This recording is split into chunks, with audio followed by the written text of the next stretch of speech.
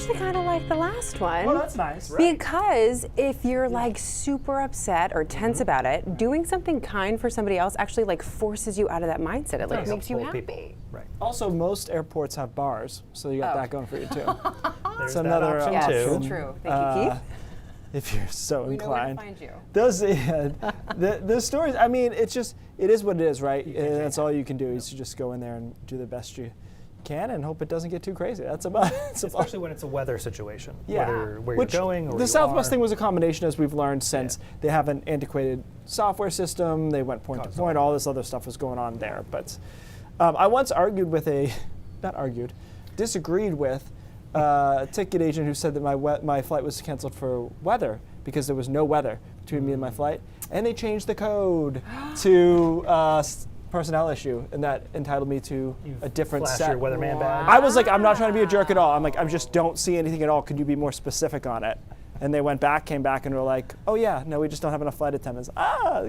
This is a good talk that we had.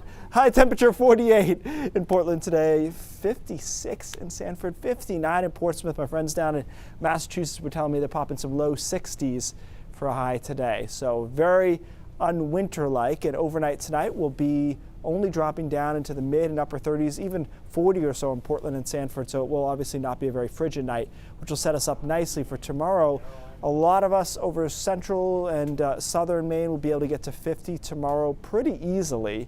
And some of us will get into the mid-50s through the middle of the day. Clouds increase in the afternoon, and then here come some showers. Good news, though, you think about going out for New Year's Eve, the rain doesn't look as consistent overnight on Saturday. So there are showers around, but notice there's some breaks in between. And when it's not raining, it's really mild for New Year's Eve. 40s, some low 50s possible here, 10, 11 o'clock at night. Do be prepared still for the shower opportunities, chances, but I don't think it's as bad.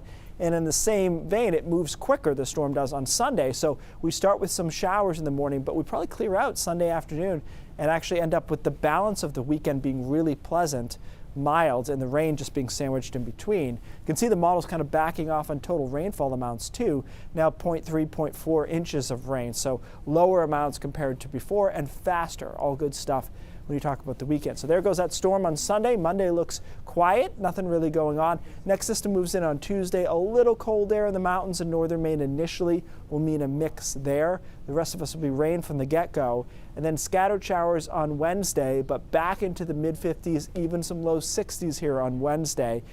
And then things get interesting because the front tries to collapse back down south on Wednesday night, Thursday, which could put us into a sleet and freezing rain scenario on Thursday. I can't decide how big a deal that is because the setup is kind of funky, so we'll keep an eye on it, that's for sure. Temperature trend here, though, all over the place, but not much of it is cold. The worst we do is the end of the week, which is just back towards more average. So the Climate Prediction Center has us in a much above average through January 9th. I think that's obvious, right? I mean, you pop a few days into the 50s and it's going to take some cold days to offset that kind of temperature anomaly. So I think the weekend is actually really quite good, even though we've got those showers overnight.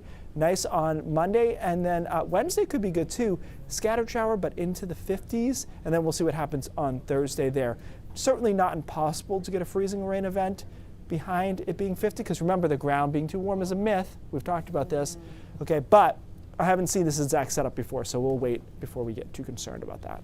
All right. Thank you, Keith. We'll be right back.